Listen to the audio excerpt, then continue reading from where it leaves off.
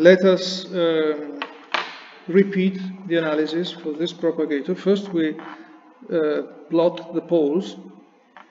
Singularities are for what? We have P0, can be plus or minus. The frequencies here are the usual frequencies with these complex masses. So you have space P squared plus m squared plus or minus im squared. All four possibilities. Plus or minus, plus or minus.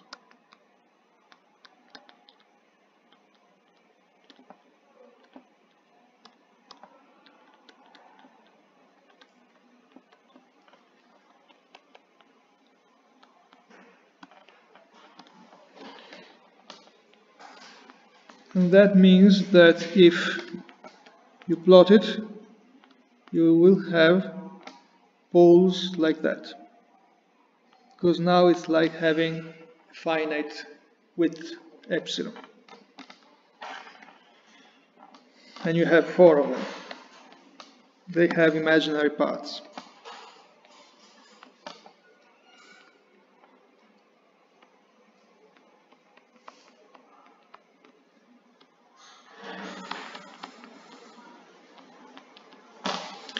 Now, there is an issue here, because if you integrate the theory on Minkowski or the Euclidean, you have actually two different theories.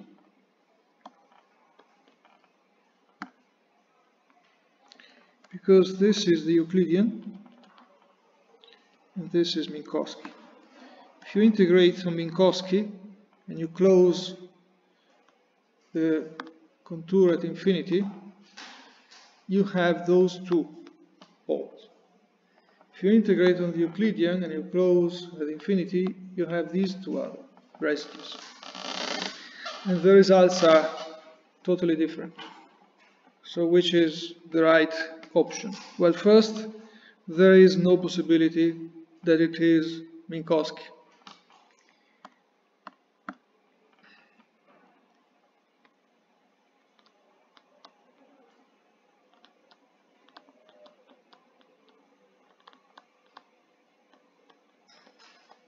Because if you integrate on Minkowski spacetime, you generate non-local divergences.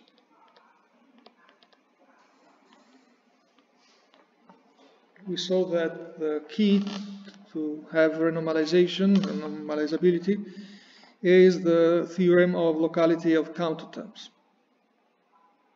But the locality of counterterms was a counting, was based on power counting, where you say that 1 over k squared minus m squared behaves like 1 over k squared for k squared large. Well, that's true, but you have to put an absolute value there. And in Minkowski spacetime, k squared can be 0 with arbitrarily large energy and momentum, that is light cone. So there are directions where the propagator does not fall off at all. But the power counting works because every theory, but the ones we are talking about now, so non-higher derivative theories, can be formulated in the Euclidean, and then by means of the Wick rotation. The Wick rotation is what generates the Feynman prescription, the I epsilon prescription, and in Euclidean you do not have any problem with power counting, which means power counting is okay, because in the Euclidean k squared large, k squared is always non-negative, so when you say k squared large, all directions, it's like taking a radius, and you can use polar coordinates in 4 dimensions. Therefore, you have correct power counting. So, power counting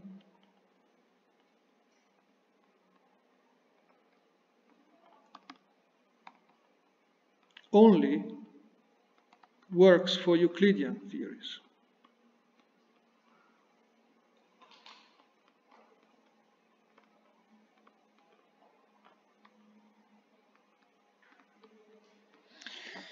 So in this case here, you can say that this propagator falls off like 1 over p squared squared, because that is what happens in Euclidean space. It is not true in Minkowski space.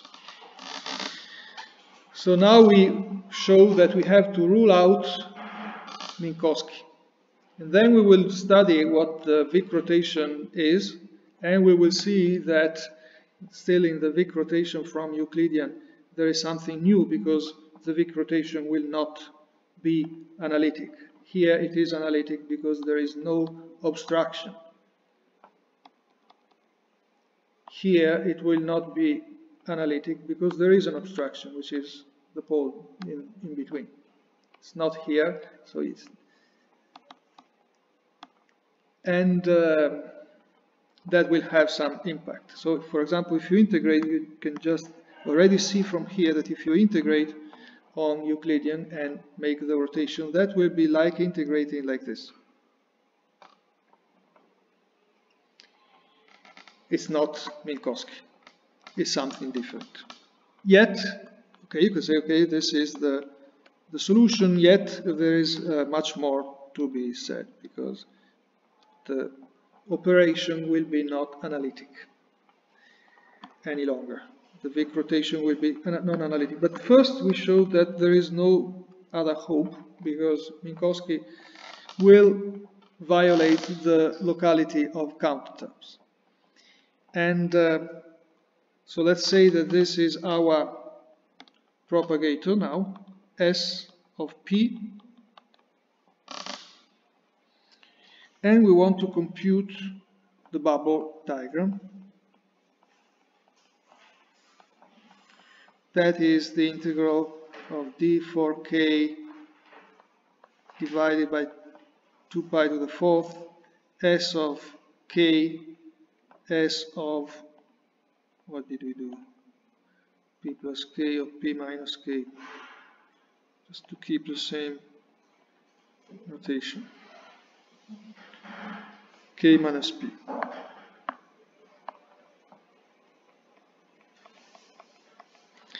Now, in this integral, there are, if you integrate on Minkowski, let us integrate on Minkowski, then you have the contributions of those, the residues at those 2 poles. And actually, we have to do the picture again, because we will have now the loop energy is K0. We will have 4 fixed poles, which are the poles of S of K, and 4 moving poles, depending on P, the external momentum, which are those of K minus P. So if P, the external momentum, is real, they could be there, for example. But P0 or P, the external momentum, can be complex, and so they can move wherever you want. They can delay and move wherever you want. But for our interest, for the moment, it's enough to assume that the external momentum is real. So if you integrate on Minkowski spacetime, you have those 4 residues. Now we show that each of them generates non-local divergences, and the only possibility is that when you sum them, the non-local divergences cancel out, And that is guaranteed to happen only if you integrate on Euclidean, however, where you know that power counting works. And the story when you integrate on Minkowski is that instead of cancelling out, they sum, so they double. So again, the difference is that Euclidean picks up those two poles for every propagator, and they mutually cancel. Minkowski chooses those two, and instead of cancelling these non-local contributions, they sum them. But each of them is very problematic because let's take, for example, let's pick a pole of the first propagator, pole of Sk. That means that k squared is mu squared plus or minus m squared. So that means k squared is mu squared plus or minus, let's pick one, then you can do the same for the other one and the other poles.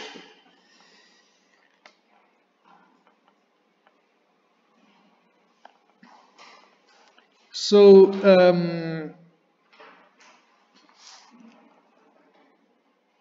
as usual, when you compute the residue of that propagator on its pole, let's see the decomposition. Here it is. This is the decomposition of a propagator. The only difference is that now you have a complex mass, but that is not a big issue. So when you have a residue, that is 1 divided by 2 omega. That is the value of the residue. And even if this is 1 divided by p squared minus m squared, it also holds for the higher derivative propagator, simply because the higher derivative propagator, where is it?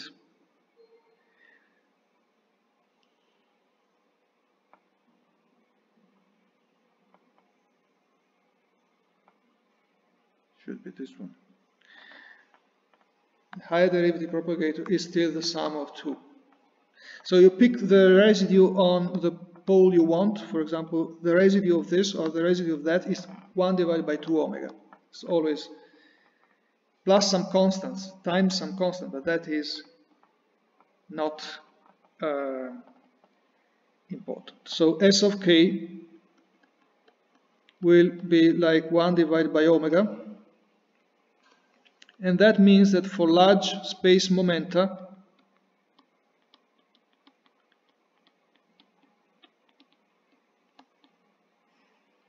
you have the usual behavior. The frequency goes like 1 over omega. No big deal there. The point is, check the second propagator. What the second propagator does on the pole. Because the second propagator on the pole is k minus p squared minus mu squared squared plus m squared. This is what it is, right? M to the fourth, actually. Let us expand the square, and you get k squared plus p squared minus 2p dot k minus mu squared.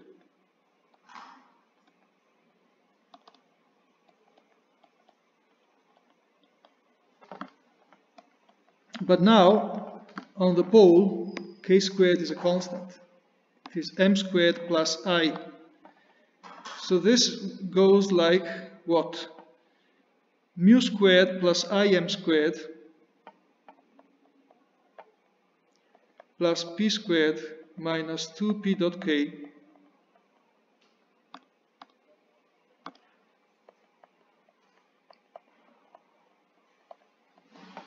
And here you see the problem. It doesn't fall off as you expect it to. This is, in origin, this is 1 divided by p squared squared. It is a higher derivative. It should fall off rapidly. But the p squared squared disappears.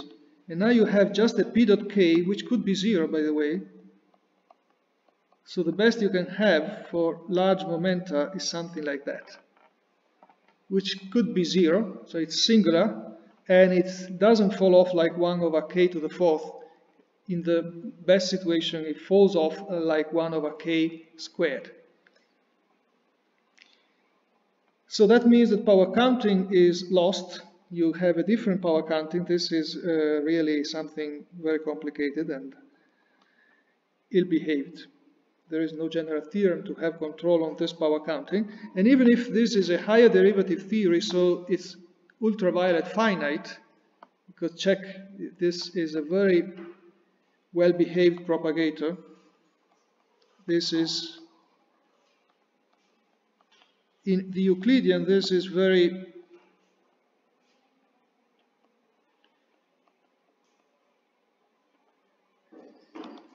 convergent.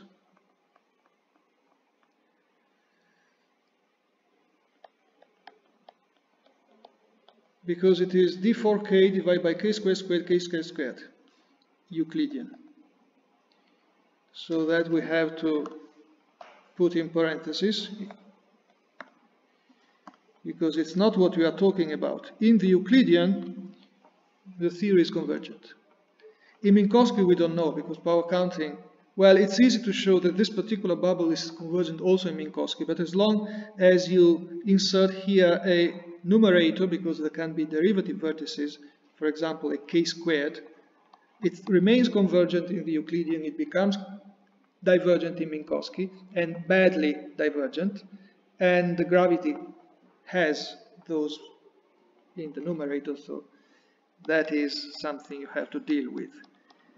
Not only it is divergent, that is not a problem, you can say. We can renormalize the divergences. We cannot renormalize those divergences because you see, this is 1 over p. 1 over p, 1 over k. The divergence is non-local.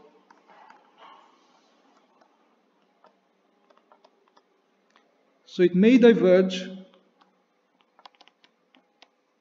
and when you perform the computation to the end, you will find something like the logarithm of the cutoff divided by p squared.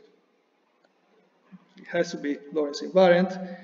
It has to go like 1 over p squared, you see it here, and it will in the end go like 1 over p squared.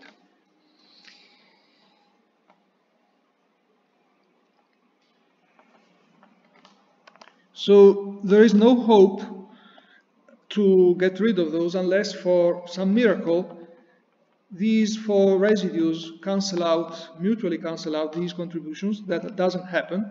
I will not do it here because it would take too long. That's a straightforward exercise. They do cancel out when you use the Euclidean because they have to. In Euclidean, power counting cannot be lost because of light cones. There are no light cones in the Euclidean. So instead, if you check the Euclidean, what you have to do is that you have one propagator with 4 poles like that, and so you integrate like this, which means that instead of picking those 2 residues, you pick those 2, or those 2. The vertical pair, not the horizontal pair. This is for one propagator, but you have another set of poles, and then you can check that the Wick rotation, how does it treat those poles? Same, exactly the same. It's like imagining a Feynman pole split into 2.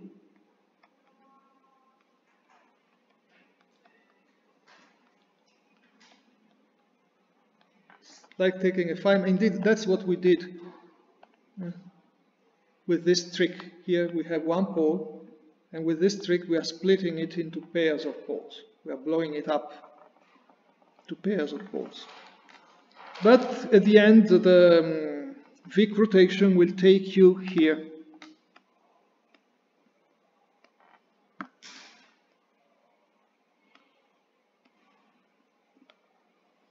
It's not obvious. You have to think a moment. If you want to do it, do it. Because it's not like that.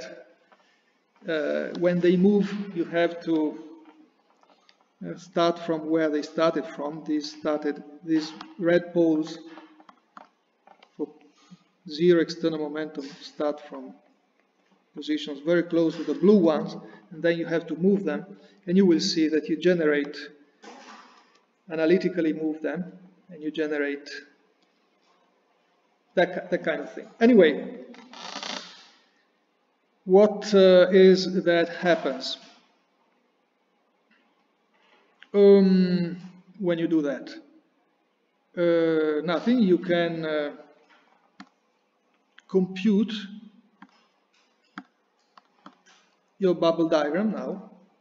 Well, you cannot yet, but since we know that we cannot use the Minkowski space-time, but the Euclidean space-time, and we have to sum all the residues in the proper way, now we know it, we can take these four, those that are below the integration contour, that means that you close it there, or we can close it there, and then you take the four that remains above. That remain above. That's the same result, of course. Doesn't matter. We now know how to perform the integral on the loop space momentum.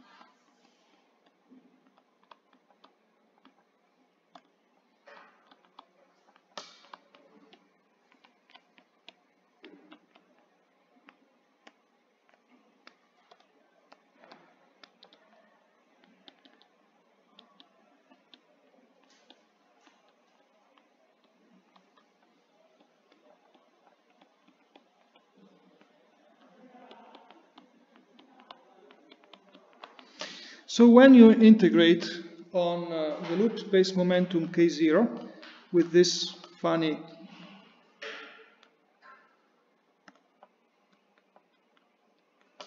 integration contour, you have a certain sum of residues, no non-local divergences, everything is fine, and what you will have is you remain with the integral on the loop space momentum, and you will have a certain function of the loop space momentum and the external momentum.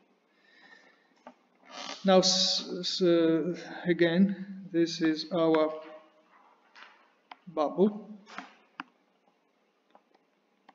our function, which is analytic every time the integrand is never singular.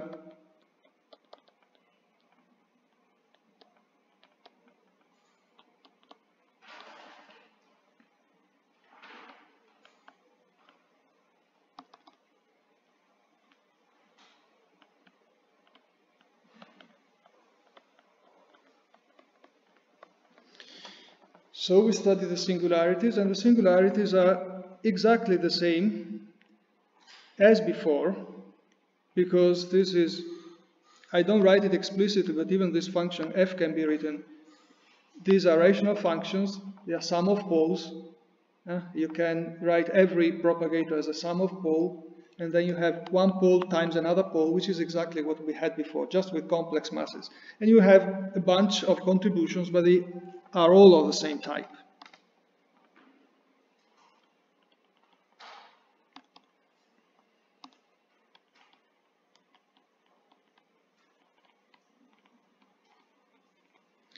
So the singularities are exactly given by the same formula we found before. Here it is.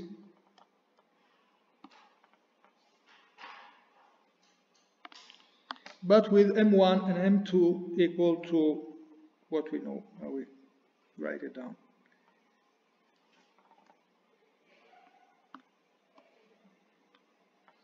So this is kx.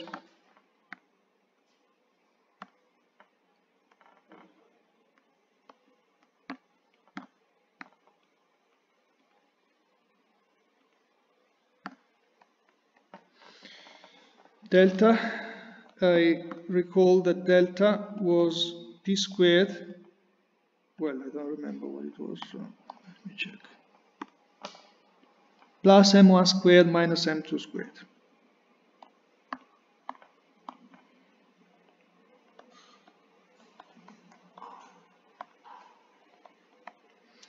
And m1 squared, the possibility is doubled now, so m1 squared can be this, two possibilities, and m2 squared can be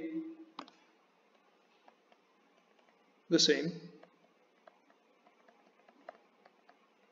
all four possibilities.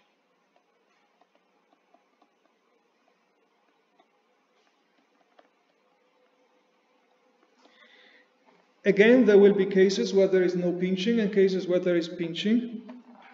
Well, you can imagine, you can do it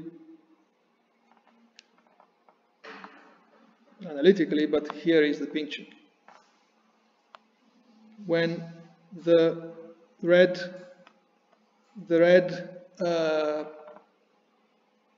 quadruplet moves to the right, you will have a pinching.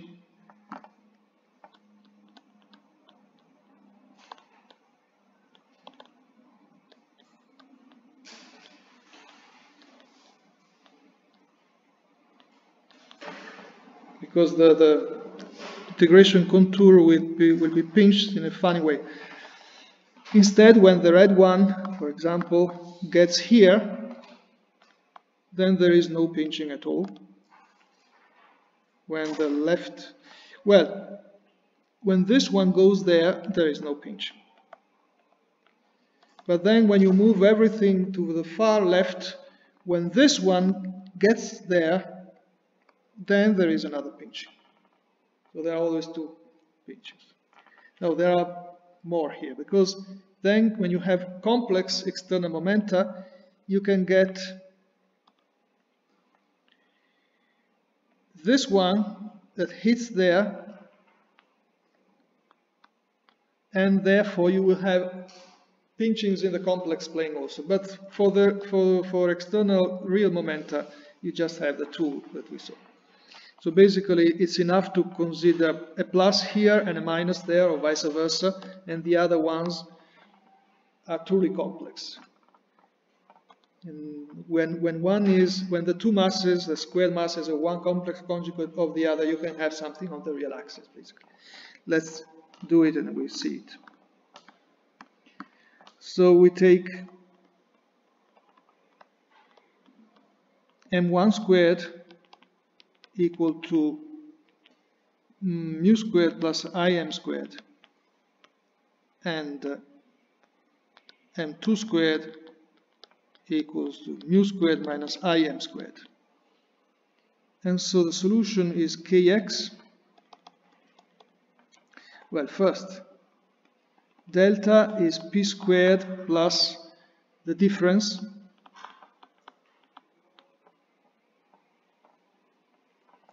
and kx is equal to px delta divided by 2p squared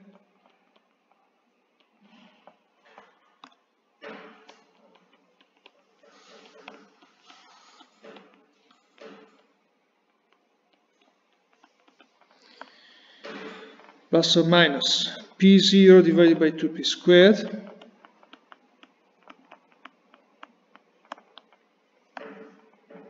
delta squared, whatever it is,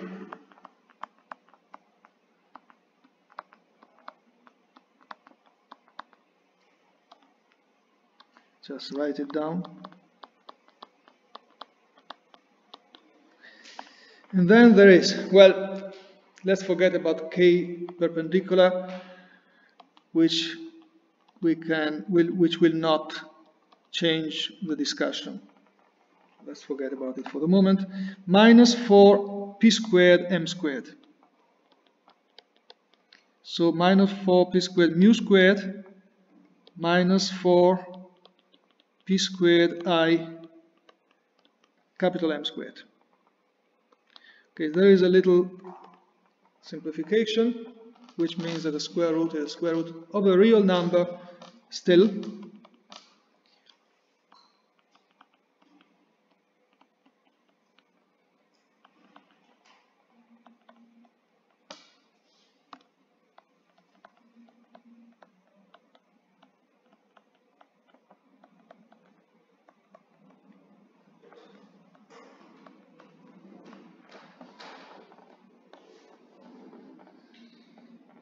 You just copy what it is there, because there is little we can do.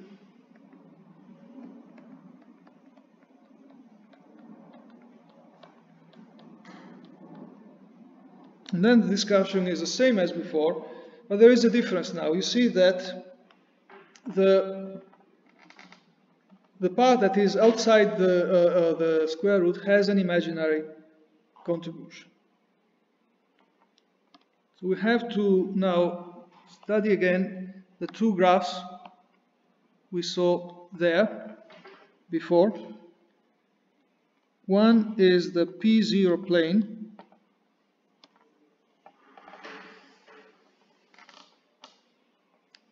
Px is fixed, and one is the Kx plane. And we plot those solutions. Px fixed,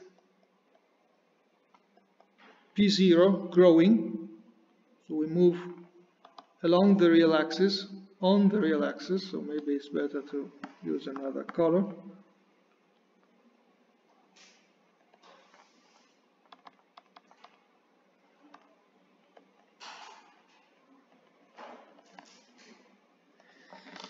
And first there is a situation where this below the threshold, below the some threshold that you can compute by putting this to 0.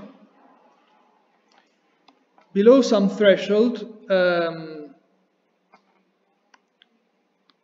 this thing will be negative, and as before the square root will be imaginary, but there is an imaginary part already. So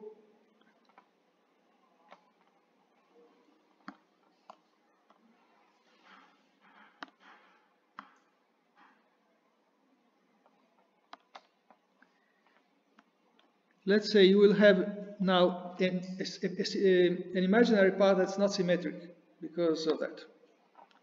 So let's say that A is here. There is a point where the imaginary part of one of the two becomes 0. So when you move, there will be a point P prime, let's say A prime,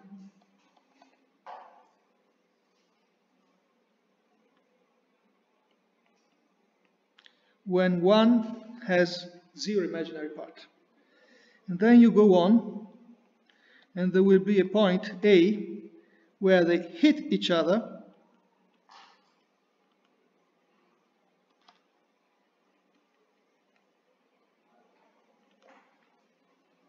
and then you go on. After hitting, you can draw it precisely. They will do that, something like that.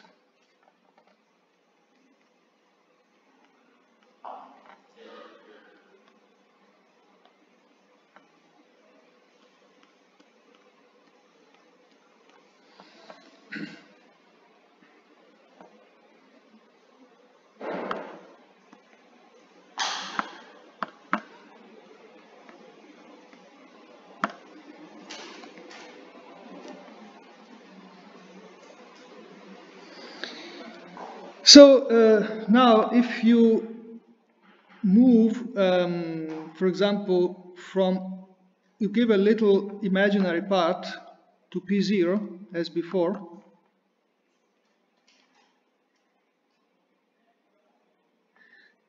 you will have something like this.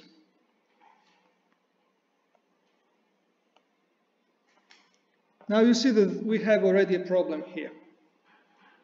Because if we want to integrate on real kx, which is what we should do, there are poles that cross, they go inside and they go outside, they cross the integration domain.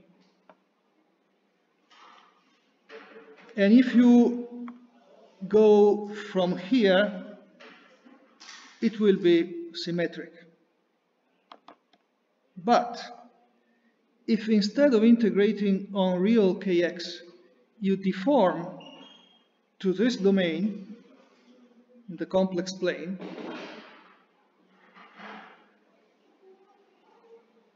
then every time you move P0 from a little bit above the real axis or a little bit below, you will never hit the deformed domain. Basically, what you find is this, that now the singularity, which is, I didn't write, still the solution of P0 equal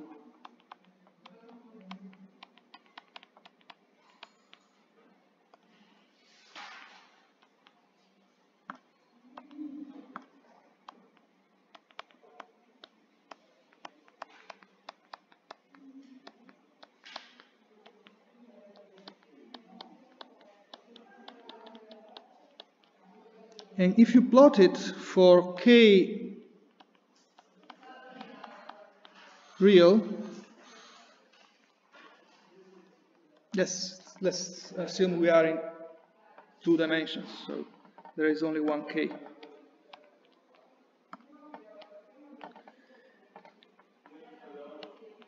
Instead of having a branch cut, oh, not there. Instead of having a branch cut, you will have a larger region like that.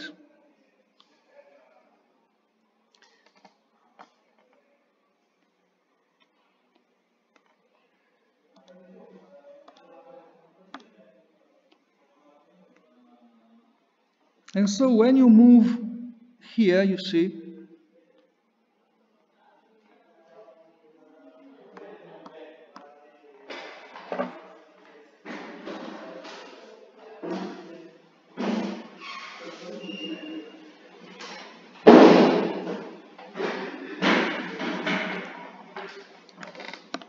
so when you move here, you see that you go inside.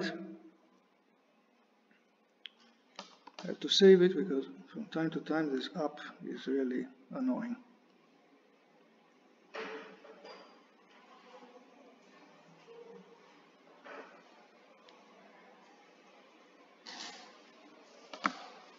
You see that when you move here, you go inside and you go outside. You go inside and then you exit. That's it. That's what it is. So these are the 2 plots correspond to each other. And but if you plot the solution of this complicated equation not for kx equal real, which is this, but kx belonging to that domain, which is a deformation of the real domain, the entire region shrinks to a branch cut. And that is what you have to do. So the moral of the story is that the bubble in this kind of theories have to be computed with a funny integral on the loop energy and an even funnier integral on the loop space momentum, But they have to be both deformed, and you can understand why. Because if you integrate on a complicated integration domain like that, that picks also complex values for energies, you cannot hope to have Lorentz invariance if you insist on integrating the loop space momentum on real values. So the loop energy has now some complex values. The loop space momentum will also have some complex values. And basically this is the true integration domain you have to integrate on. There. But it exists. It is encoded into this formula here. You basically have to study the flow of this P0. So it's a formula that you can build by patching two pieces with this square root, when the square root is above the threshold.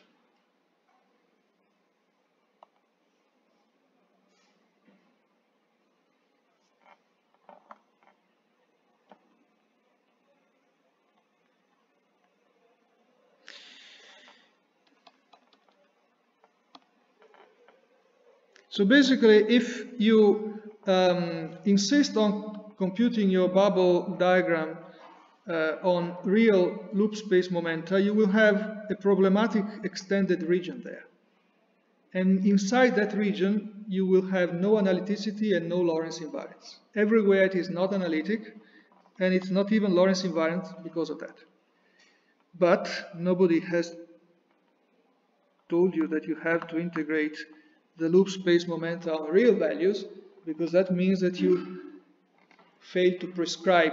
Even Feynman gave a prescription, although you didn't see it that way, because nobody showed you that way.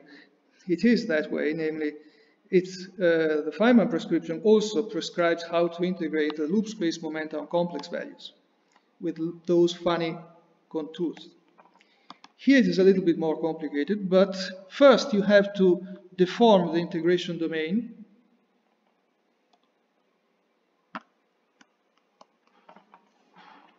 And after you deform the integration domain, the entire region there will be shrinked into a branch cut. Then you have to tell me what to do about these two B's. Because still we have not given the prescription. When you have deformed the domain, A will be fine because they will be far from the domain, but B and B will be on the domain. And you have to tell me how to compute the integral on that domain. And Feynman would give you this solution. Let me use another color. Feynman would tell you, do this, or do that, which would be equivalent to compute from above. Now it's a branch cut after the deformation, or from below.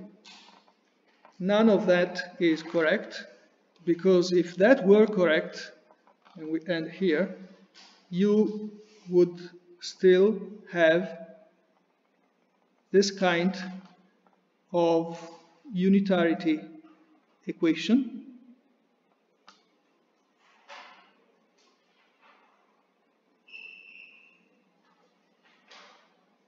Here, oh, now I moved the page to remember that. If that were correct, you would still really have a branch cut with an imaginary part, but you would have this equation. The point is that you have complex masses. So your theory would predict an absurd process in which the incoming particle decays into non-existent, complexly massive objects. So tomorrow we will see how to cure this. Okay, let's stop here.